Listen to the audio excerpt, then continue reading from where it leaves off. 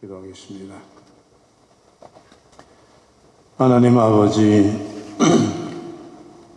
호산나 환성석에 예루살렘에 입성하신 그날의 주님을 생각하며 주님께서 하신 그 일을 다시 한번 되새겨 감사하며 예배합니다.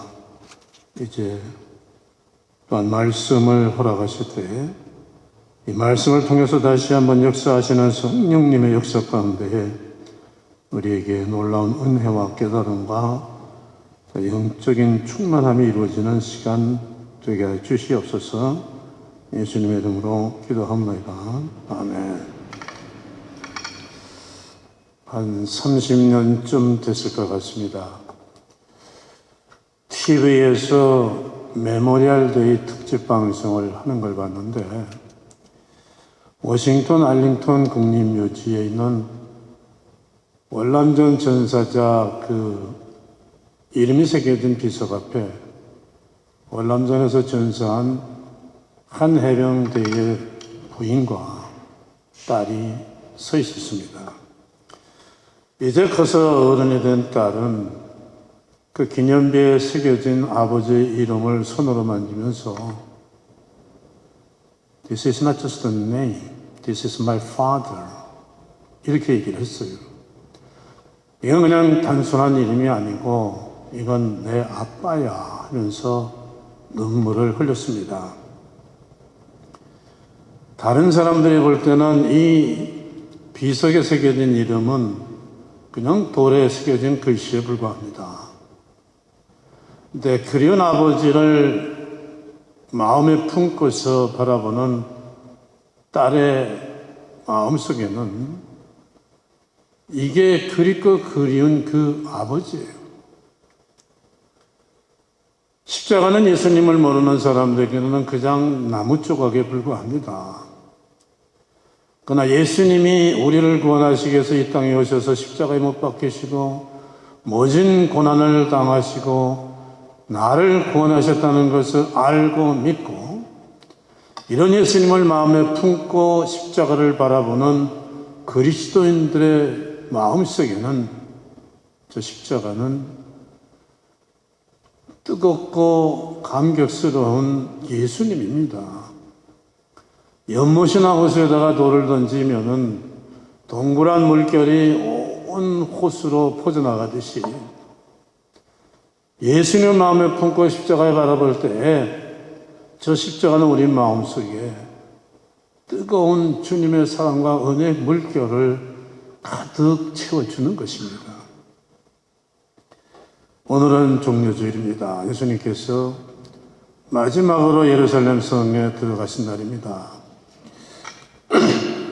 그리고 닷새 후 금요일에는 십자가에 못 박혀 돌아가셨습니다. 예수님 마지막으로 예루살렘 성에 들어간 날이 주일이었고 이때 수많은 사람들이 종려나무 가지를 흔들면서 예수님을 뜨겁게 환영했기 때문에 이 날을 종려주일이라고 합니다. 이 사람들이 예수님이 누구신지, 예수님이 왜 오셨는지, 우리를 위해 무엇을 하시는지를 정확하게 알았으면 얼마나 좋았겠어요. 그런데 아니었습니다. 이 사람들은 예수님이 행하시는 그 놀라운 기적과 예수님의 능력을 보고서 예수님이 말씀하시는 구원이 그 놀라운 능력으로 로마 제국을 쓰러뜨리고 자기들을 로마의 식민지 그 힘든 시간에서 자유하게 해주는 정치적인 구원을 말하는 줄 알았어요. 그리고 이 땅에서 평안을 주고 잘 살게 해준다는 것이 세상 것을 누리면서 잘 살게 해주는 그런 거로 알았습니다. 주님이 말씀하시는 하나님의 나라나 천국이나 이후의 영생의 삶 이런 거에 대해서는 관심이 없었어요.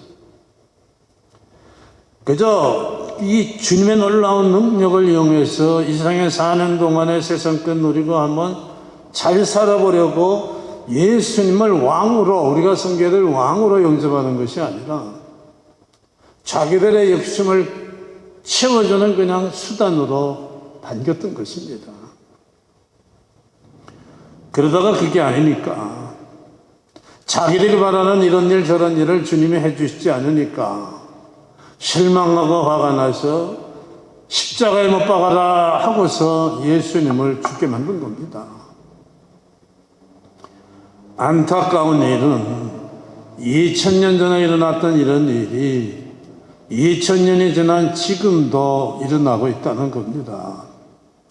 많은 사람들이 교회를 오고 예수님을 믿는다고 하지만은 예수님이 어떤 분인지를, 예수님이 우리를 위해 뭘 하는지를 사실 정확히 아는 사람들은 별로 많지가 않습니다. 그저 예수님께서 자기들을 부자로 만들어지고 이 세상에서 세상 것을 누리며 한번 잘 살게 해주기를 바라는 것 뿐이에요. 그러다가 바라는 대로 되질 않으면 실망하고 화가 나서 마음속에서 예수님을 지워버리는 일이 지금도 일어나고 있습니다. 많은 사람들이 예수님을 환영한다고 호산나 소리치고 있지만은 내가 누군지도 정확히 모르고 무슨 일을 하기 위해서 왔는지도 정확히 모르는 이 사람들을 볼 때 예수님의 마음이 얼마나 안타깝고 답답하셨겠습니까? 우리들은 그러면 안 되겠죠. 우리들은 주님이 어떤 분이신지, 왜 이 땅에 오셨고 우리를 위해서 뭘 하셨고 지금도 뭘 하시고 있는지를 정확히 알고서 주님을 영접하고 주님을 따라야 됩니다.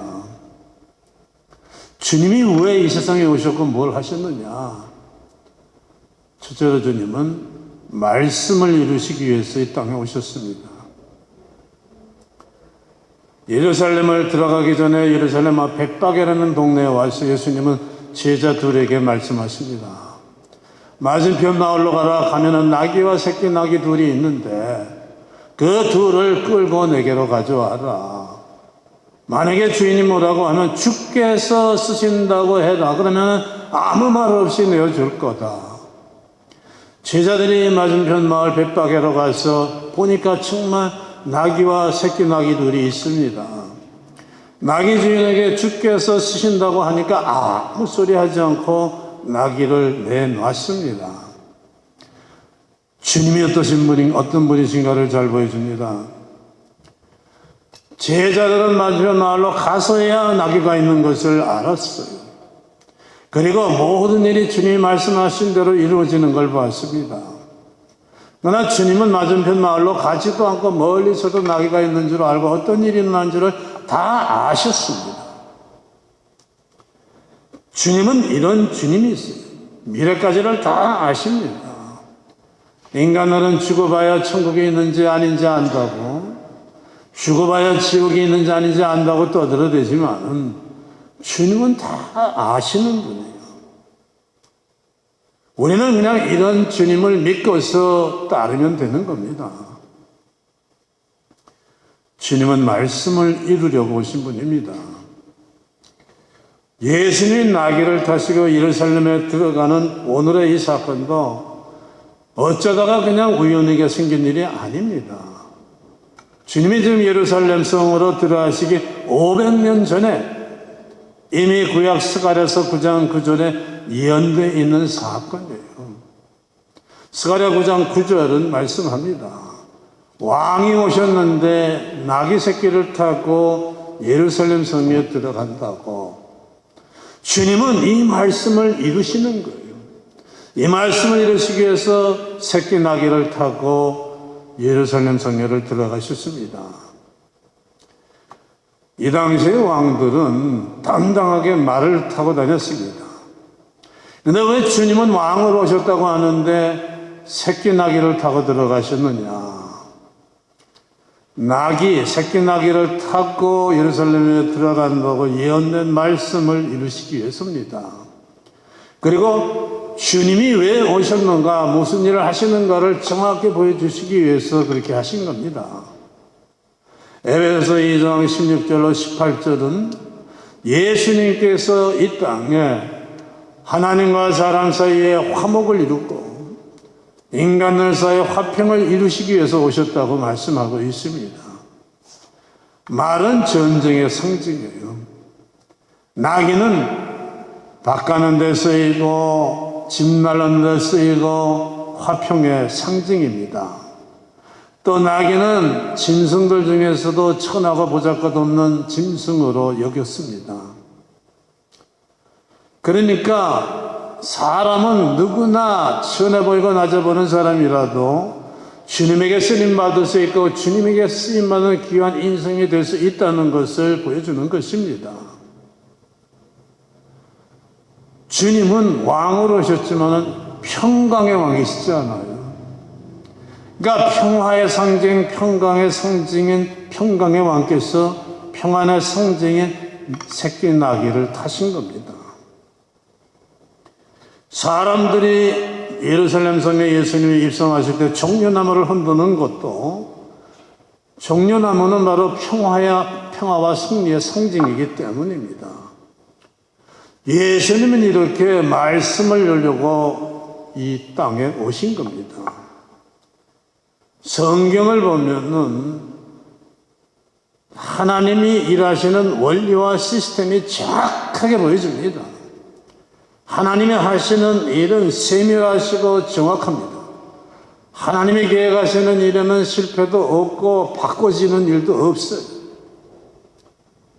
계획하신 그대로 정확하게 이루어집니다.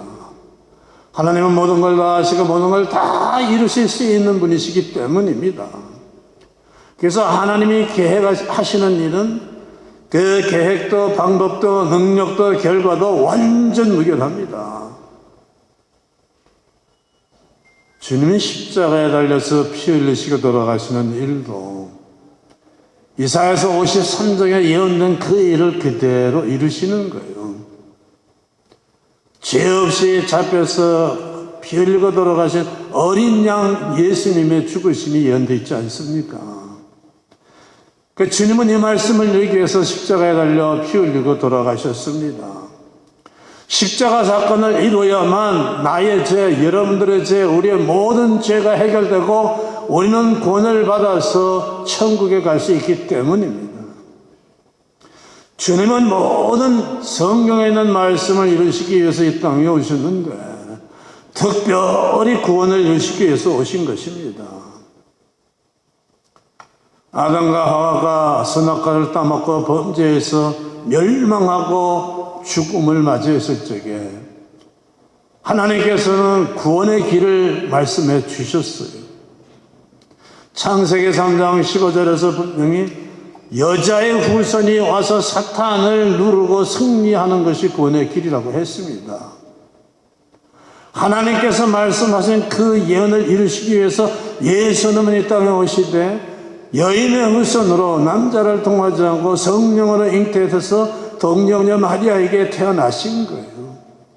모든 것은 다 말씀대로 이루어집니다. 하다 보니까 이런 일도 있고 저런 일도 생기게 되는 것은 능력이 없는 인간들에게서만 일어나는 일입니다. 하나님에게는 그런 일은 없어요.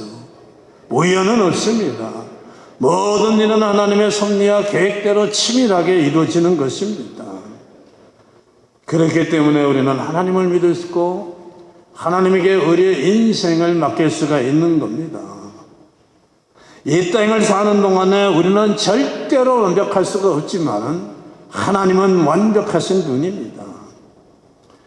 완벽하신 하나님께서 우리를 향한 완벽한 인생 설계를 가지고 계시기 때문에 우리는 하나님께 우리의 인생을 맡길 수 있어요.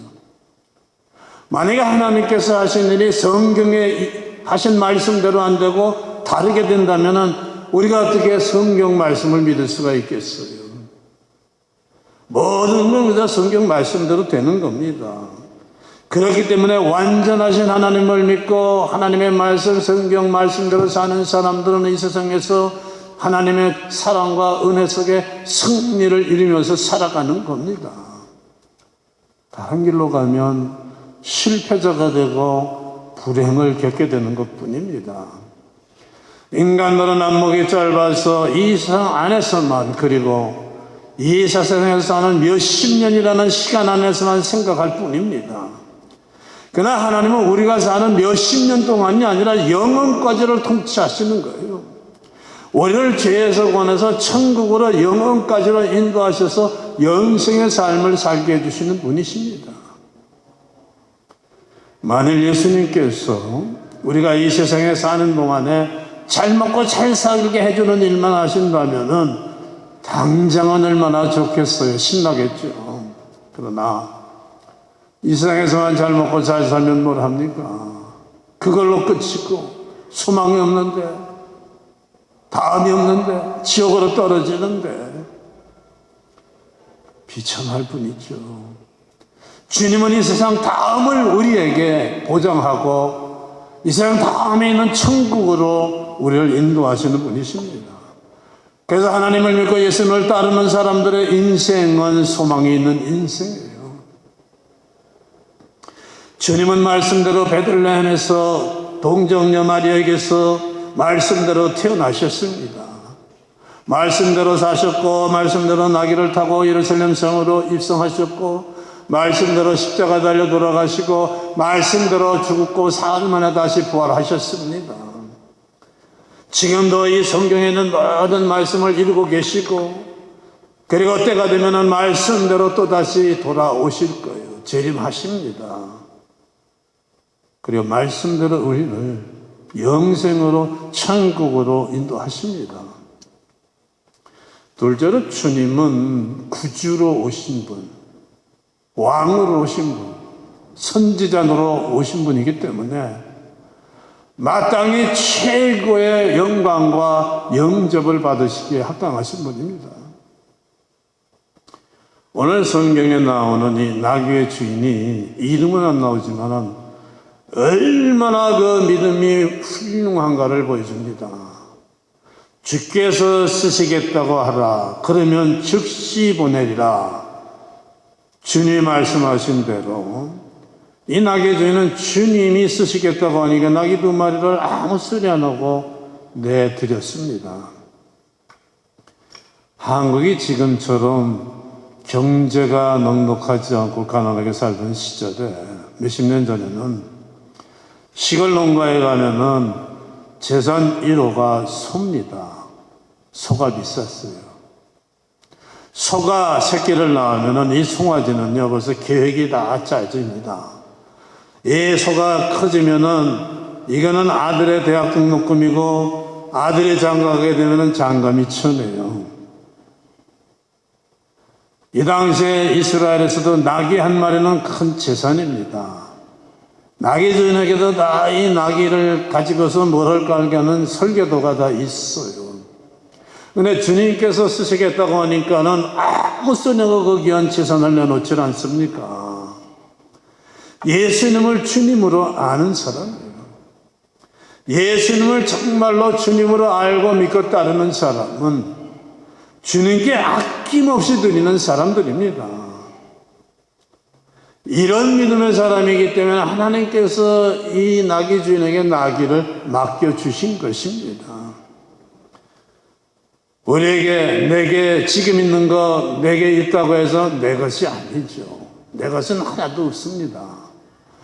하나님께서 맡겨주시고 하나님이 쓰시려고 하나님이 일을 하시려 하는 때가 되면은 하나님께 돌려드려야 된다는 마음을 우리는 항상 가지고 있어야 돼요. 이렇게 되면은 주님은 우리에게 더 많은 주님의 것을 맡겨주시는 거예요. 주님의 일을 하시기 위해서. 주님은 주님의 것을 맡아서 관리할 수 있는 청지기를 찾고 계시기 때문입니다. 호산나 다윗의 자손이요 주의 이름으로 오시는 이요 가장 높은 곳에서 호산나 하더라. 우리가 주님께 드려야 할 최고의 영광, 최고의 환영이 바로 이런 거예요.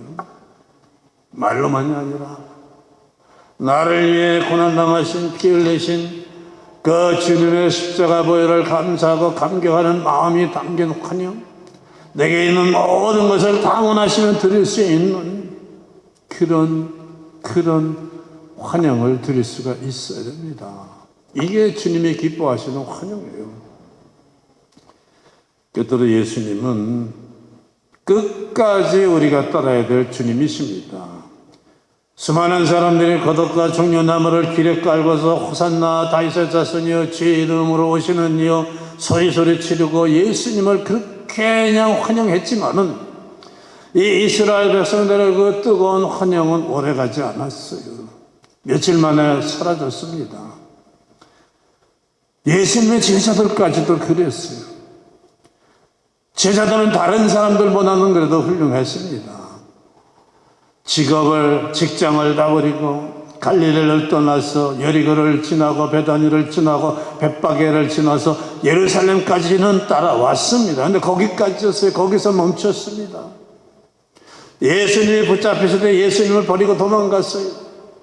예수님을 따라서 갈보리까지는 가지 않았습니다. 갈보리는 얼른 보기에는 죽음만 있는 곳입니다. 모든 것의 끝장이에요. 십자가만 보입니다. 그러나 갈보리는 끝이 아니잖아요. 갈보리 그 다음이 있습니다. 주님은 갈보리를 지나가지고 부활해서 천국으로 가시지 않았어요. 다음이 있습니다. 갈보리는 죽음으로 끝나는 종점이 아닙니다. 중간에 지나갈 통과의 길 뿐이에요. 서울에서 부산을 가려면 수원을 지나고 대전을 지나고 대구를 지나야 부산으로 가듯이 갈보리는 천국을 가는 중간에 한 정거장일 뿐입니다. 우리 인생은 다 갈보리를 지나야 돼요. 갈보리를 지나야 천국으로 영생으로 갑니다. 갈보리는 수원을 지나고 대전을 지나고 대구를 지나야 부산으로 가듯이 천국으로 가는 중간에 있는 정거장일 뿐입니다. 갈보리를 지나야 천국에 가요. 죽음이라는 것은 천국으로 가는, 부활로 가는 여행 코스 중에 하나일 뿐입니다. 정말로 예수님을 믿고 우리가 부활을 믿고 천국을 믿는다면 전혀 우리 그리스도인에게는 죽음이라는 두려울 것이 없는 거예요. 이미 우리는 구원을 받았지 않습니까? 그런데 그때까지 우리가 해야 될 일이 있습니다. 그걸 하고 가야 됩니다. 주님이 말씀합니다. 누구든지 나를 따라오려거든 자기를 부인하고 자기 십자가를 지고 나를 쫓으라. 우리가 끝까지 주님을 따르기 위해서는 날마다 내가 죽어야 한다는 말씀입니다. 나의 욕심과 나의 거짓과 나의 시기와 나의 불의와 모든 나의 허물과 죄가 날마다 갈보리 십자가에 못 박혀 죽어야 돼요. 우리가 예수님을 믿고 예수님을 영접했지만은 우리 안에는 아직까지 남아있는 옛 나의 찌꺼기가 있습니다. 이게 죽어야 돼요. 욕심이, 거짓이, 시기와 질투와 분노와 이런 게 자꾸 살아나려고 할 때마다 십자가에 못 박고 죽여야 돼요. 우리가 이 세상을 떠나서 천국에 가기 전까지 이 모든 것들로부터 구원을 이루고 살아가야 돼요. 내 속에 있는 죄와 욕심과 거짓과 시기와 질투와 분노와 이런 것들이 내 안에서 죽어 닿지 않으면은 우리는 승리할 수가 없습니다. 주님을 따를 수가 없어요. 베드로와 예수님의 제자들이 왜 못 따라갔어요? 갈보리까지. 아직 세상 것에 대한 욕심, 명예욕 이런 것들이 남아있기 때문에 따라가지 못한 거예요. 내가 날마다 고개를 쳐들이는 옛 나의 찌꺼기들이 올라올 때 이것을 십자가에 못 박아 죽이지 않으면은 나는 주님이 주시는 은혜와 기쁨과 소망과 모든 것을 자꾸 잃어버리게 되는 겁니다. 주님을 따르지를 못하게 됩니다. 이런 것들이 주님을 따르는 것을 막고 있기 때문이에요. 나를 불행하게 만드는 것은, 내 인상을 불쌍하게 만드는 것은 기마무게도 아니고 바가무게도 아니고 바로 나 자신입니다. 내가 나 때문에 불행하게 될 수가 있습니다. 옛나 예수님 만나기 전에 나는 죽어야 돼요. 아침에 우리가 눈 뜨고 일어날 때부터 다시 일어나려고 합니다. 그러니까 눈 뜨자마자 기도하고 눈 뜨자마자 이거를 십자가에 못 박아야 돼요. 아니면은 예수님을 믿고 예수님을 따른다고 해도 여전히 죄와 욕심과 거짓에 끌려다니는 삶이 될 수밖에 없습니다. 내 몫에 십자가를 지고 내가 날마다 죽어야 돼요.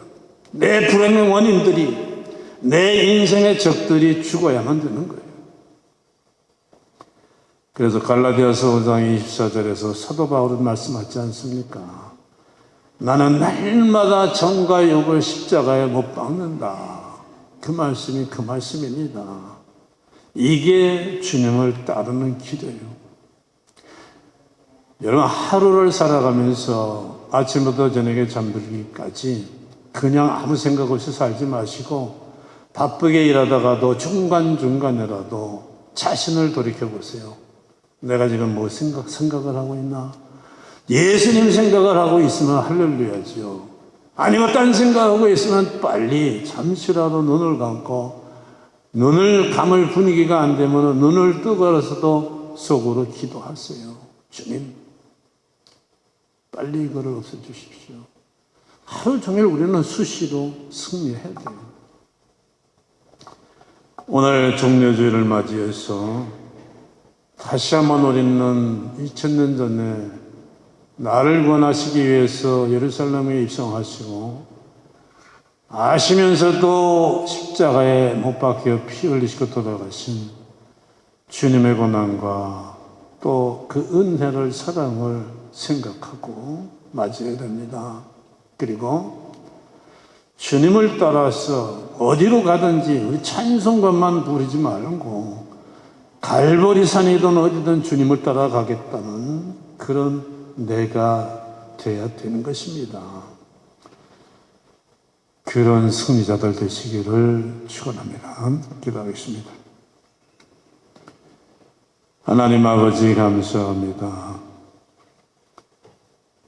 우리에게 구원의 길을 보여주시고 그 구원의 길을 완성하시기 위해서 사람의 몸을 입고 이 땅에 오셔서 말씀을, 구원을 이루신 우리 주님의 은혜를 다시 한번 감사드립니다. 못 박히시고 찔리시고 찢기시고 우리를 위해 대신 돌아가신 우리 주님의 은혜로, 피 흘리심으로 우리가 살았습니다. 구원받았습니다. 이제 이 다음에 있는 천국으로 가게 됐습니다. 아버지, 정말 다시 한번 감사하며 끝까지 우리는 주님을 따르는 승리자들 되게 주시옵소서. 예수님의 이름으로 기도합니다. 아멘.